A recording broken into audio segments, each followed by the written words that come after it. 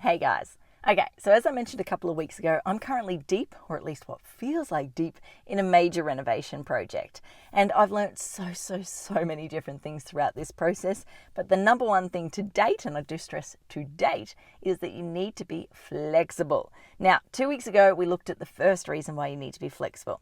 Last week, we looked at the second reason. This week, obviously, we're going to cover off the third reason. Now, what is it? In short, COVID. The COVID effect is still impacting us out there. What do I mean by the COVID effect? Well, basically, we're still dealing with the price increases. No, they are not as crazy as they were, but they are still increasing, and we are still, to a degree, dealing with material shortages.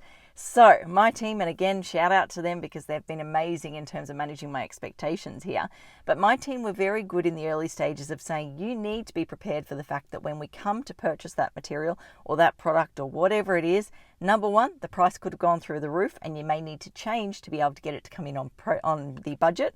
Tried to think about what I was wanting to say there.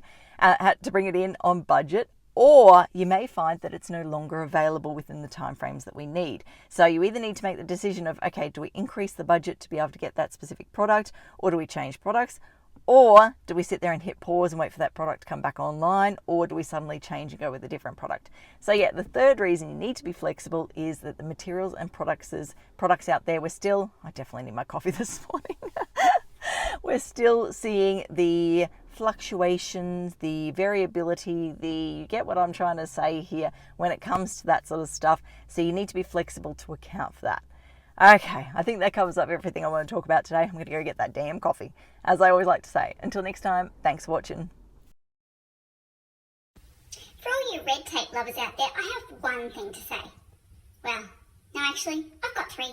Number one, the advice provided in these videos is general in nature. It's not site-specific. You would be a silly Billy to go and make financial decisions based on this advice without first checking with the town planner. Don't be a silly Billy. Number two, Brisbane town planning is in no way linked to Brisbane City Council. The views expressed in these videos are my own, not council's. So if you don't like them, blame me, not council. Number three, what was my number three? Oh yeah, the views expressed in these videos are accurate at the time of recording. If you're watching this video back 10 years from now, the views may not be so accurate. That's all. Bye.